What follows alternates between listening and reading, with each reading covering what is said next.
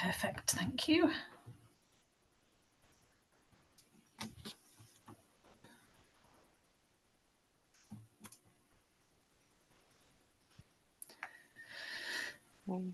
Welcome everybody. Okay, yeah, just a few more seconds and then we'll get going.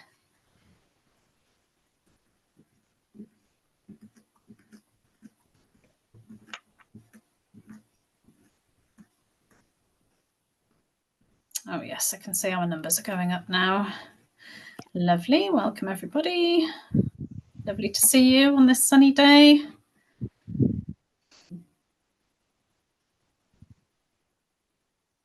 Okay, I think I've stopped now, so we're probably good. Okay. All right, well, we'll make a start. Welcome, everyone. Thank you so much for joining our newly diagnosed taster session this morning. We have a panel here who are going to reflect their experience, just to flag that we can't give any individual advice. Everybody is unique and we are not your healthcare team. So what we can do is reflect personal experience from the people here. So we'll try and do that to our best ability during the session. We will be addressing some of the questions that have been sent in ahead, and then we will open up to Q&A. Hopefully we'll have some time to do that a little bit later on in the session. Just before we get started and before I introduce our lovely panel members, I just wanted to flag something that comes up a lot from newly diagnosed people is often very interested in research, and we're very excited because we have an annual research conference and we've just got our dates out for the 2025 Parkinson, it's called. It's going to be in Birmingham this year. And we are just going to show you a really short video featuring some of the people who are involved in research. So there's opportunities to get involved in research trials and things like that. And if you are interested in joining the research event in Birmingham in October, then do scan the barcode and find out more about it. Do you want to press play, Brooke?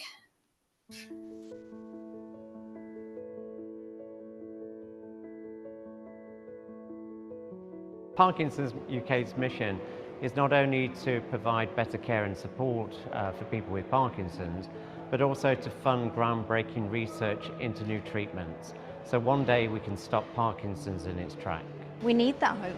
We need that hope. We need to know that people are working on bringing together a solution for us. You know, it's what we need. We've got this for life. Without us, guys, partaking in research for ourselves, there will be little progress made. We need to be very proactive in helping ourselves by taking part in research.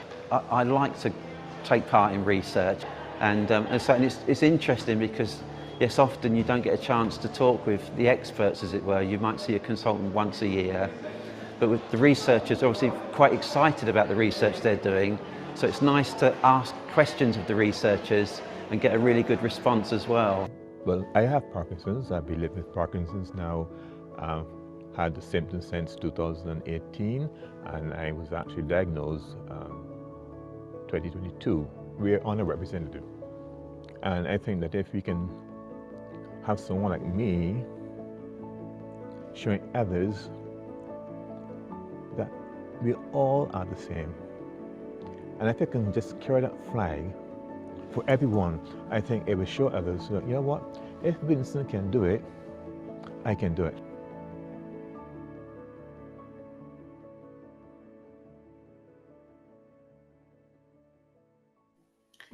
Thank you, Brooke. And you can see there, you can sign up to the research network.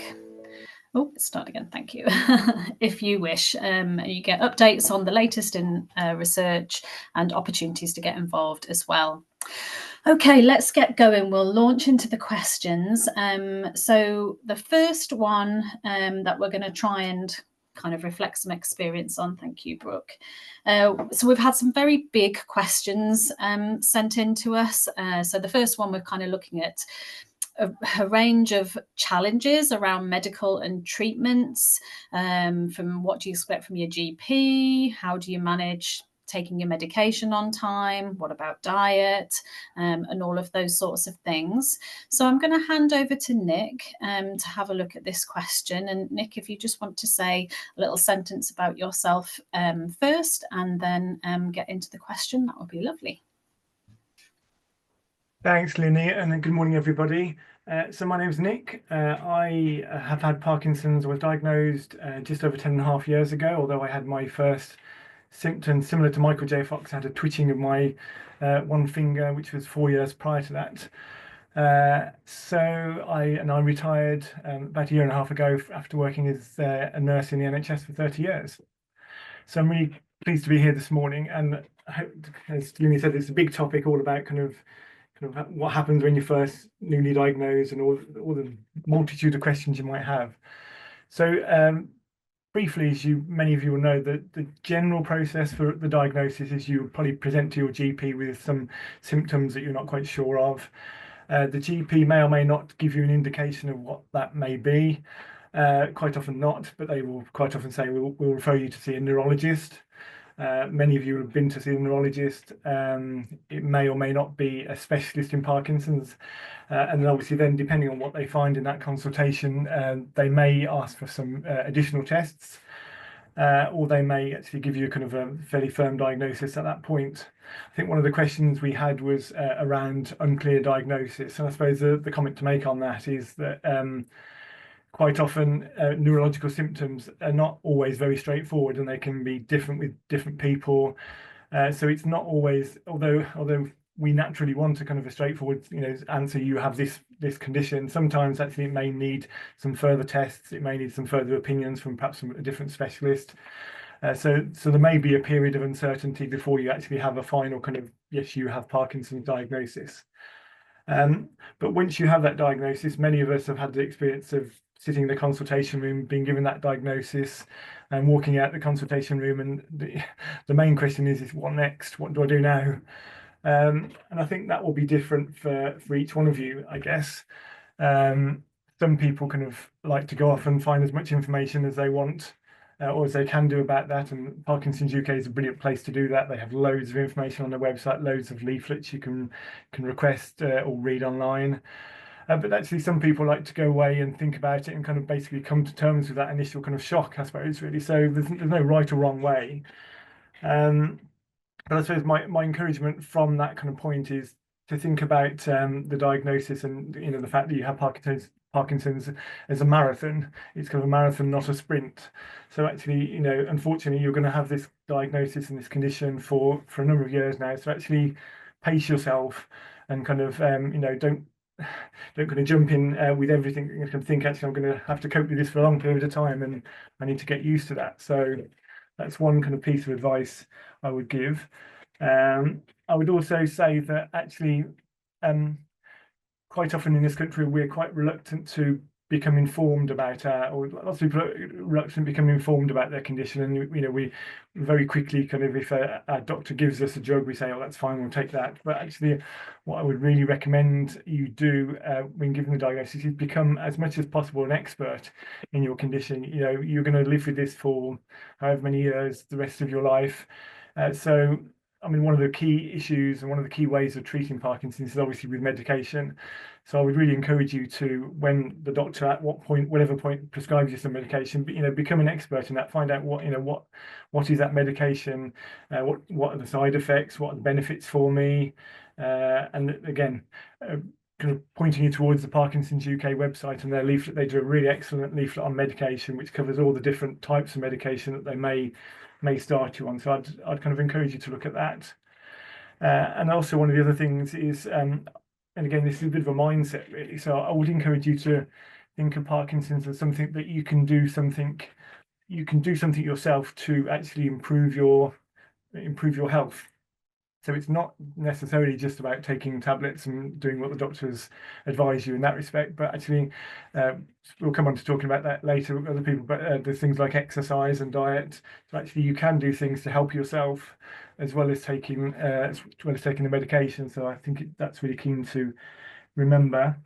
There was also a question around what support people might have after diagnosis, and we know that there's a variety of problems and vacancies around the country in terms of specialists in Parkinson's and also Parkinson's nurses, and that does create a problem, unfortunately, for people. But I would encourage you to use Parkinson's UK. Parkinson's UK have a brilliant helpline, which can direct you to actually kind of registered nurses who are Parkinson's experts who can give you some advice, which is really helpful if you don't have a Parkinson's nurse nearby. So I'd encourage you to make use of that.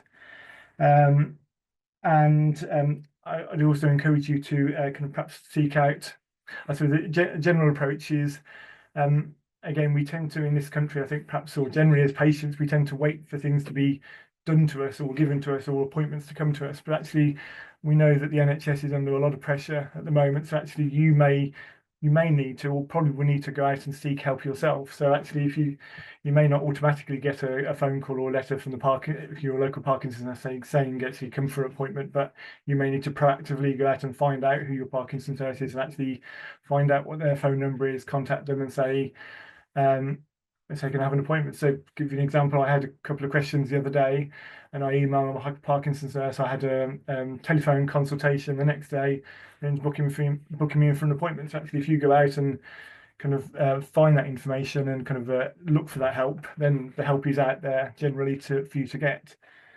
So those are probably the general kind of advice I would give kind of on initial diagnosis. I hope that's helpful for some of you.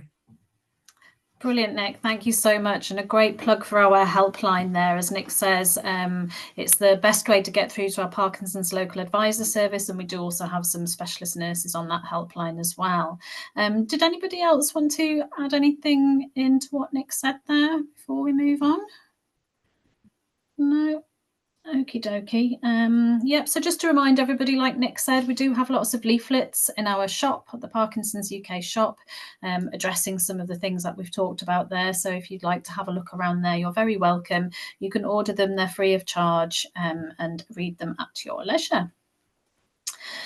So the next part we're coming on to is more about emotional impacts and things like that. And we know it's a really crucial moment in life. And lots of people have expressed difficulty expressing emotions, like motivation being affected. So I think we have Heather, who is going to have a go at talking about her experience in relation to these sorts of things. Heather, would you like to just say a quick sentence about yourself before you launch in? Yeah, of course. Thank you, Lenny. And again, good morning, everybody. My name's Heather. I'm a volunteer in Parkinson's UK. I support the delivery of their First Steps programme. My partner was diagnosed with Parkinson's just over a year ago, after probably 2 years of having suspicions and being asked why you're not moving your right arm, why you're shuffling. But his diagnosis was in February 24. I live just south of Cambridge, and what I'm going to do in the next few minutes is try and give you, some of my own personal views and those of my partner Peter in how we've negotiated the emotional challenges.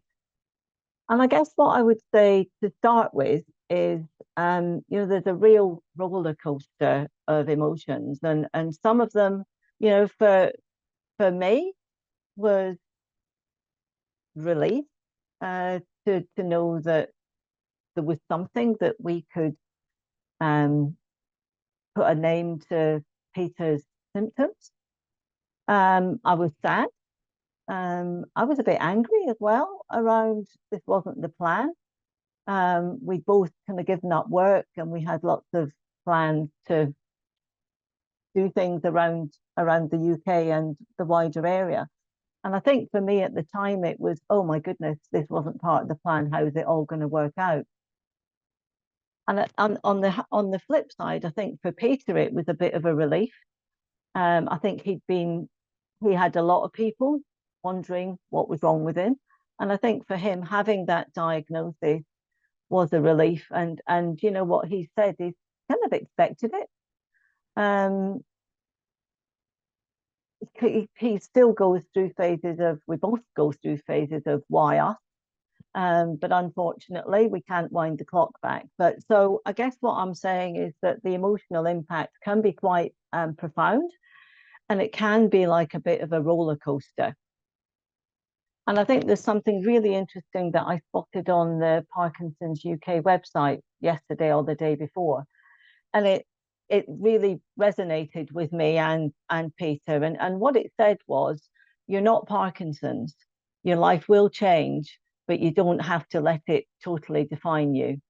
And I think that really said something for us as a partnership, which is we're both living with Parkinson's. Peter's living with the condition, and I'm living with looking after him and helping him manage the symptoms and manage my own emotional challenges around what that's brought for us.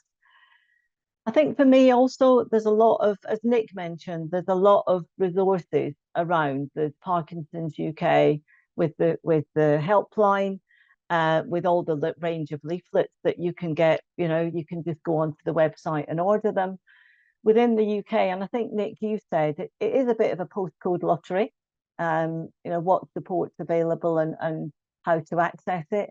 But, we've had a couple of meetings with our Parkinson's nurse, and she's been fantastic. And, what she said to us is that she's the kind of gateway into the consultant. So in terms of, there'll be some local resources that are specific to your area around Parkinson's. There might be some support groups. I know there's a group near me. But I think it's important, if I remember the kind of Parkinson's little thing on the website, is that not to let Parkinson's kind of consume us. It is part of our lives. It's like our right arm, but it's also to do things outside of the Parkinson's world. And I know for my partner, he went through a lot of change last year. There was a retirement from work, there was Parkinson's, and there were some other things that went on for him. He now plays tennis. I probably see less of him now than I did when we were both working full time. He's playing tennis, and I know Paul will talk about exercise in a minute. So Paul, I won't tread on your toes, but he's playing tennis. He's learning to play bridge.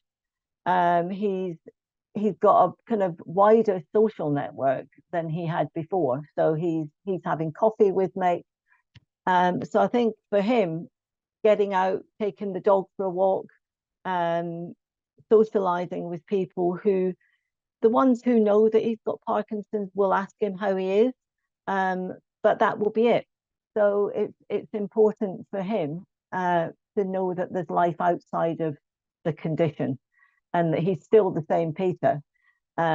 He's just got a condition that, as Nick said, he has to live with. And it feels, there's lots of other resources. There's therapy. As I said, there's support groups, hobbies, interests. As Peter did, he found some new interests just as a consequence of, right, I've got to do something different. I want to do something different. What am I going to do? And I think, as Nick said as well, it is a marathon and it's not a sprint. So, the lifestyle changes that we make, both on the practical side and the emotional side, we draw on for the rest of our lives, and they might change. Yeah.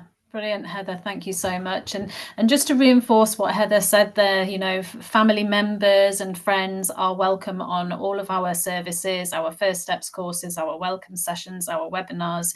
Absolutely just as important as the people who have a diagnosis. So you are very, very welcome. Did anybody else want to add anything to Heather's before we move on? No, you're too good, Heather. Too good. Oh, Lara had her hand up. Oh, Laura, go for it, Laura. I had my real hand as my virtual hand. So, my name's Lara. I was diagnosed with Parkinson's maybe almost 10 years ago now. When I was pregnant with my son, and because of my age and the situation, I was offered some NHS psychological support when I was first diagnosed to help come to terms with my diagnosis. I think that was really important to engage in for me. I found that really valuable. I know that the thought of it can be quite daunting, going to have to speak to a stranger about stuff. It can be quite emotional. It's going to be emotional.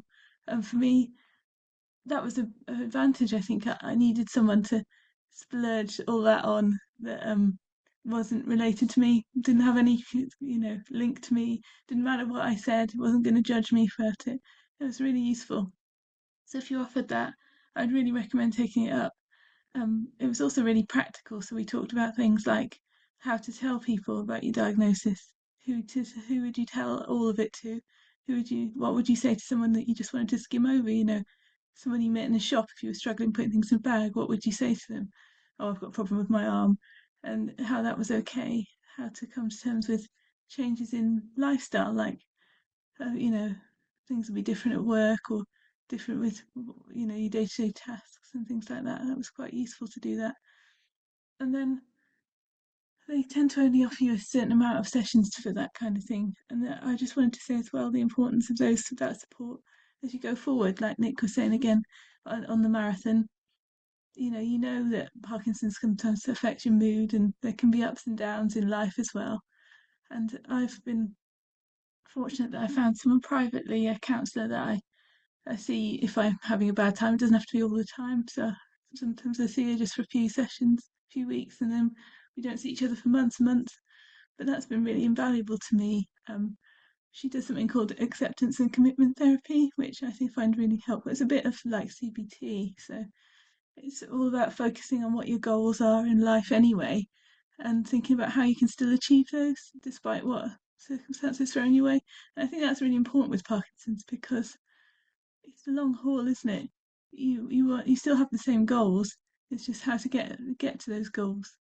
So I think that long term, having someone there for those kind of supportive resources, those alternatives to more tablets and things like that, it's been really helpful. Great, Laura, thank you. Yeah, really good reflection. It's okay to ask for that sort of support, and actually the impact can be really, really positive, and just leave you feeling much more positive and able to achieve and continue with all the things that you love to do. No need to stop doing those things at all. I know the time is flying over, I knew it would, but if you have got questions, do pop them in the live Q&A, and we'll try and come to them if we can. So let's move on to our next kind of theme. Okay, so the next one is more around sort of practical things, physical activities, navigating things around the home and those sorts of things. So I think we are coming to Paul. So if you'd like to just say a sentence about yourself, Paul, before you tackle the question. Are you there? Can't hear you. Oh, Paul, you're muted. I'll just get you to unmute. There we go. Yeah. Thank you for the introduction, Lenny, and sorry about the muting. There's lots of things you can do to help yourself with Parkinson's. It's probably more with Parkinson's than anything else I've come across, but exercise plays a vital role. You must consider getting as much exercise as you possibly can. Not all exercise suits everybody. Prior to my diagnosis back in 2018, I wasn't a gym monkey, never thought about going to a gym. I never got a body like this by looking after myself. And I'm sure since I've had Parkinson's, I've been exercising 2, 3, 4 times a week. And it's vitally important. It gives you more of a positive attitude.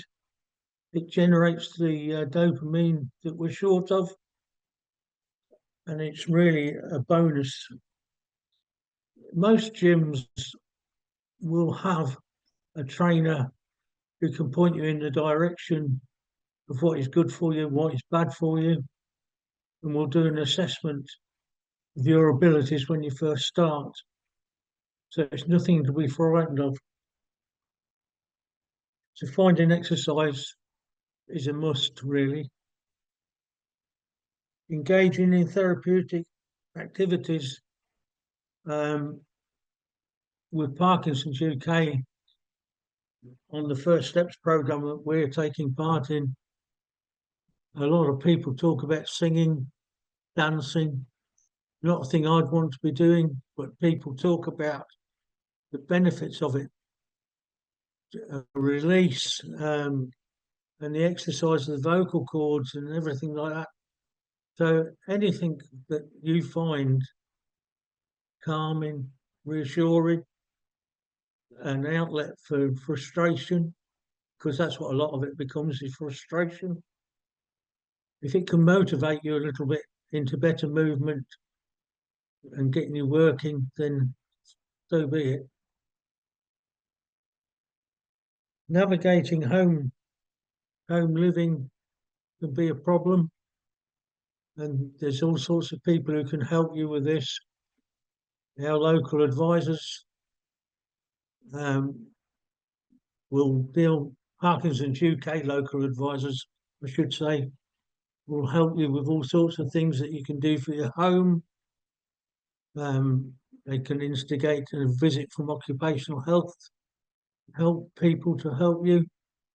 So everything is at hand, and it's really up to people with Parkinson's to bang on the desk and ask for these things. Like Nick was saying, it's no good sitting back and waiting for people to come to you. You've got to go to them, and you've got to chase them. And then we move on to understanding the disease progression. As far as I understand it, the Parkinson's is put into sort of 5 levels, and you're very lucky. Sorry, you're very unlucky if you start off at level 5. Level 5 being the worst level. I had level 1 when I was first diagnosed back in 2018, and didn't really notice any difference. Since then, my tremors got worse, my mood has got worse, and my anxiety has got worse. But it's not all about drugs. It's all about the positive thinking that you maintain. Try to remain positive. Try to remain on the front step as opposed to your back foot, and you'll find that you move along nicely. I think that's about it, Lenny. Thank you. Fabulous. Thank you, Paul. Yeah, and the importance, I know we keep coming up with this as a theme about thinking positively, and I know you can't just click a button and suddenly think positively, but people really do reflect in their experience that if they are physically active and if they are doing things they enjoy, it makes a huge difference to well-being, both physical and mental. It's just, that's what people tell us. I think it's a really valuable thing to hear. Did anybody else want to chip in on that? I can't see everybody because of the slides, but I don't know if you can. Heather's got her hand up. Heather, go for it. You're on mute, Heather. I was going to say you'll need to unmute.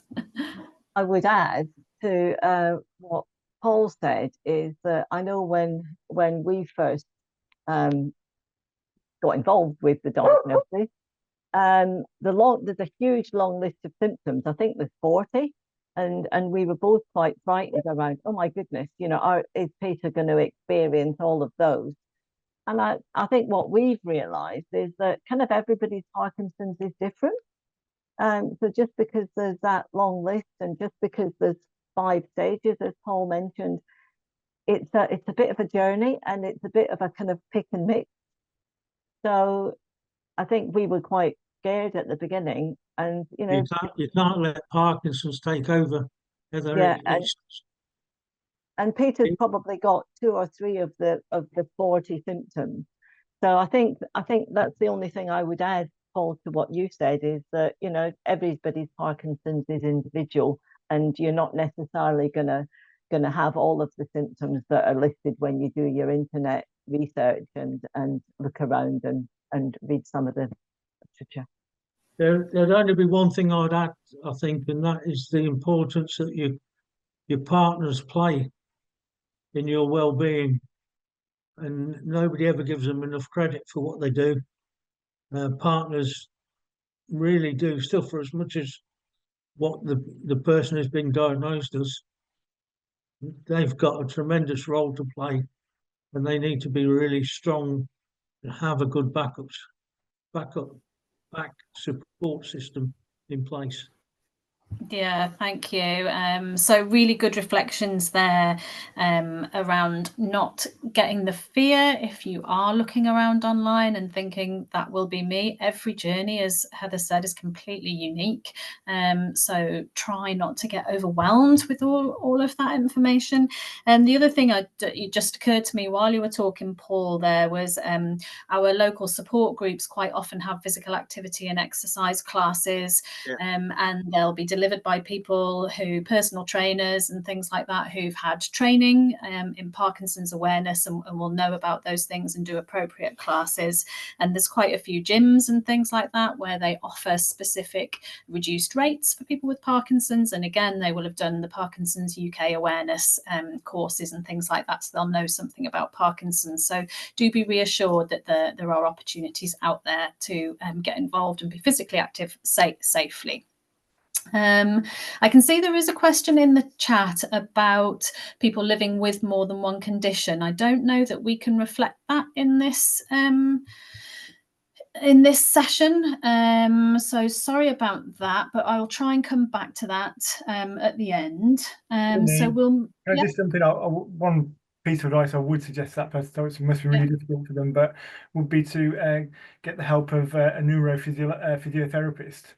Obviously, physiotherapists are experts in kind of being able to advise you kind of on maybe some exercise. Obviously, the person's really forward thinking and thinking about exercise, and obviously that's difficult for them. But physiotherapists are very good at kind of adapting exercises depending on what abilities you have. So I think that would be my one piece of advice on that. Yes, thank you. That is a really good point. So hopefully the person who's put that question in might be, if you have a Parkinson's specialist team, part of your team could include a neurophysio. So to start the conversation with your specialist nurse, if you have one, see if you can get one of those referrals, and they will help you to navigate that. Yeah, thanks, Nick. That's really helpful. Okay. I would say, Lucia, do get in touch with our helpline for some support to see if you can access and get on the list. There. Okay. Shall we come on to the fourth question, and then we'll try and come back to the other one. Okay, so I think Lara is going to have a look at this. So talking more generally about things like sort of FAQs, I suppose, that we might get around finance, around employment, and navigating those sorts of changes. Lara, do you just want to say, well, you kind of introduced yourself before, I suppose, so we know you already. So if you want to get launched straight in, that would be great. Right. So in terms of work, I worked for the NHS for, I think, 16 years and took medical retirement or retirement due to ill health last year. So I've navigated the world of occupational health in the public sector, at least. So my thing, I think the biggest thing I would say is, for me at least, honesty with occupational health and with my employer made a big difference. I know legally, I don't think you're obliged to tell your employer about your Parkinson's unless you're putting someone else that you work with at risk. But I think it's been helpful for me to tell people. So, for instance, talking to occupational health about what challenges there were, so they can make reasonable adjustments, which they're legally required to do for you, can be to your benefit. So, for instance, I went through a phase where I was struggling to drive, and my role involved a bit of visiting to different hospitals and things like that. And occupational health were able to put in some kind of guidelines for my line manager about driving, and we were able to share out the duties a bit differently amongst our team. So there are things that they can do to help you and also to support you. So we talked a bit about counselling earlier. Often, if you work somewhere, they have some kind of employee assistance scheme. Lots of private sector workplaces have that as well as public sector, and you might be able to access counselling or other support through occupational health then. So that's one aspect. I think financially, there's a couple of things, aren't there? So it can be tricky to negotiate or navigate all the kind of implications like pensions if you're thinking of retiring or going part-time and all sorts of things like that. And that's quite tricky because it's all unique to your situation and who you work for. So we'd say get some advice from a financial advisor, or Parkinson's UK have specialist employment advisors on their helpline as well, who might be able to assist you in making some of those decisions, because it'll be different for everybody what their financial obligations are and what they're entitled to. I'd also say it's worth, if you've got any kind of what do you call it, life and critical illness cover or anything like that, letting them know, in my experience. So if you've got older types of policy, then you might be entitled to some kind of financial support through your insurance. If not, I think you have to let them know as well. So that's worth looking into as well. In terms of support at work, there's access to work, which is really, really good. So you can get to it through the .gov website. You can apply I think you can apply at first without your employer being involved, but eventually they will have to assess you in your workplace, but so that your employer will be aware of it. But they can provide you with all sorts of specialist equipment to support your work. So, for instance, I had a kind of pen that's like part dictaphone, part pen to help when I was struggling with writing notes. So it was really clever, a smart pen. So it records like a dictaphone while you're writing, and it links that with your writing, so you can write one word in your notebook, special notebook. And then when you click on that with your pen, it'll play back what it recorded at the time, so you don't have to take notes. Or I had a left-hand only keyboard for a while, all sorts of things like that. So it's surprising what gadgets there are out there, and they provide grants towards paying for that as well, so your employer doesn't have to fit all the bill, that kind of thing. So that's a really good scheme to access. I suppose the other thing financially is kind of benefits that are available. You can apply for personal independence payments. I didn't do that for a really long time because I just didn't feel like it was right at that time. There was no particular reason. I think all these things come as you feel ready for them, don't they? So it took me a while to do that, but I used that money then to pay for private physio and for counselling privately. So you can use it to benefit you in the kind of that we talked about earlier about being proactive in your care and that kind of side of things. And lots of these things have quite long and complicated forms and phone calls involved in them. If you want some support with that, then your Parkinson's UK local advisor can help you out with filling in the forms and that side of things as well. So there's support through the charity to do that too. I would say with the financial stuff, it involves a bit of, like everything else, steeling yourself, being persistent and keeping on course. Don't let people put you off. We joke about being on the phone to the DWP, prepared to be on hold for a long time. When you get through it, they ask you lots of questions that seem like they're repeating themselves before you can even get the form. What your name is backwards, what your date of birth is, when were you born. You think, why you keep asking me all these questions? But it's worth it. You're just persevering through it, and having a good sense of humour about it always helps as well, I think, because it can get a bit wearing, but it's worth it in the end. The support is out there, and the support to access the support is there too through Parkinson's UK. Yeah, thanks, Lara. And we do have some specialist employment advisors linked through that you can get to through our helpline as well. So if you just want to have an independent conversation before you talk to your employer, and we've got lots of other resources around rights for employment and benefits and things like that as well. And as Lara said, our local advisor service can help with all of that stuff. So again, big plug for our helpline. And great, Lara, to hear that your employer responded positively and put changes in place and enabled you to keep working, which is what you wanted to do. Anybody else want to chip in there before we try and come to a couple of questions that we've had live?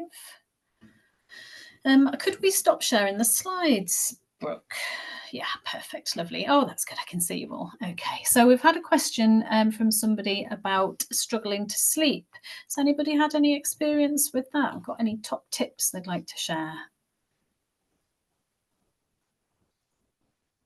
I think sleep plays, excuse me, sleep plays a major role or a major part in my diagnosis. When I was first diagnosed, I needed very little sleep. Couldn't sleep. I'd be walking around the house 2 or 3 o'clock in the morning. Now it's totally reversed, and I can't get enough sleep. I just sleep.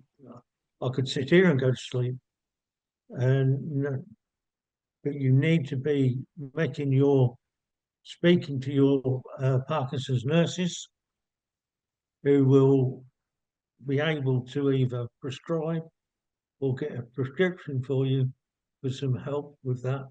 And again, exercise plays a major thing as well. If you can settle your mind, you will sleep better. And exercise plays a major thing. Well, that's what I found for me. Yeah, Nick, did you want to come in on that? Just one brief comment. There's lots of information out there and lots of podcasts to listen to. And one I would recommend, which I think Parkinson's UK supports, is called Two Parkies in a Pod. And that came out last week, and it's all about sleep. And they interview a professor of neurology who specialises in sleep problems with people with Parkinson's. So I would kind of recommend you listen. It's really good. I listened to it yesterday, and it's a really good podcast. So great, yeah. And Lara, were you going to say something as well? I was just going to say, it helps, I think, to go with the rhythms of your body as well. Like, I think with Parkinson's over the years, I found that more and more I get fatigue if I'm doing a lot, and then I might feel tired at like 2:30 instead of like in the afternoon. So, have a rest when you need to rest. Don't keep forcing yourself to work onto it and think that at the night time it'll all catch up with you and you have a good night's sleep. It doesn't quite work that way anymore. I don't think. You force yourself to stay awake and then you get to bedtime and you're like, well, I can't sleep now. Whereas if you had a little rest at 2:30, it would have been better. And the other thing I recommend is listening to audiobooks, because don't have the stimulation of watching TV or screens or walking around. You can do it led down, and you've got something to focus your mind on. That's not why we're not sleeping, why we're not sleeping, and that sometimes helps take your mind off it. Yeah, great tips there. Thank you. And maybe we've just got time for one quick last question here. So somebody's put off something in to say about living alone. Lacking emotional support and motivation, and where to go for help. And I know motivation is a difficult one, and never feel embarrassed about not being motivated. It's a real thing in Parkinson's, isn't it? Can anybody reflect on that from our panel? I can do that if you want, Linny. Yeah, go for it. I suppose first thing I would say very quickly is, motivation is all of us can become demotivated. It's not just a Parkinson's thing, is it? I would suggest that the person who put the question in the Q&A have a look locally, look at what support is available through the Parkinson's network, but also potentially look at, I don't know what you've got locally, but look at organisations like Mind, the big mental health charity. They very often run support groups, befriending groups. Look at what's available locally. Contact us on the Parkinson's UK website, because your local Parkinson's advisor might have some information on some of the facilities that are available locally. That would be my suggestion, unless anybody's got anything to add. Anyone else? Just about getting connected. I have heard people just reflect what difference it makes to get connected with others. And like Heather says, if you've got something nearby within the Parkinson's community, like a local group, maybe a drop-in cafe, or even some of our online events, if you're, we've got welcome sessions running throughout the year. We've got daytime, we've got evening, we've got webinars that you can engage in, and you don't have to be kind of massively proactive. You can just sign up and take in the information, and we will be covering emotional aspects, non-motor symptoms and things like that in the autumn this year. So there are different ways, and I think what something I hear a lot from people is when they're first diagnosed and they're a little bit nervous about reaching out or lacking that motivation, and then maybe a little while down the line they do reach out and speak to somebody who is in a similar situation to them and just get that peer support, and then they say, oh, I wish I'd done this earlier. Is that something that resonates with anybody here? Yeah, Laura. I was just going to say as well that sometimes if you feel, sometimes it can be hard to motivate yourself at first with Parkinson's related stuff as well. Like you might not feel like you want to go to a Parkinson's cafe or Parkinson's group or something specifically Parkinson's-y. So I'd say if you're feeling a lack of motivation, find something you really love to do and find a way of doing it. You know, for me, I enjoy art stuff or craft stuff. I can throw myself into that if I feel a bit low and get into it. You know, find something that you really enjoy. Some people love the sport, don't they, and love a good PD warrior session. You know, I can do it, but I don't say it motivates me very much. But yeah, don't be afraid to meet. But like Lynnie said, I think the important thing is meeting people that you can chat to. It encourages you, kind of builds you up and helps you increase motivation, I think, at least. Yeah, thanks, Laura. Thanks for your honesty. Not everybody is going to jump into amazing sports, but you can still do amazing things and be amazing. So I think we're a little bit over time. We have come to the end of our session. We do hope that you've gained something from the session. Thank you so much to our panelists for giving up your time. All of you volunteer at Parkinson's UK, and all of you go over and above, and I'm really grateful that you've been able to share with us today. So I think the recording is going to be made available, Brooke. Yes, so everyone who's signed up will get the recording. We hope you enjoy the rest of your day. There's lots of activities and events going on for World Parkinson's Day, so hopefully you can partake in some of those as well. So thank you, everyone.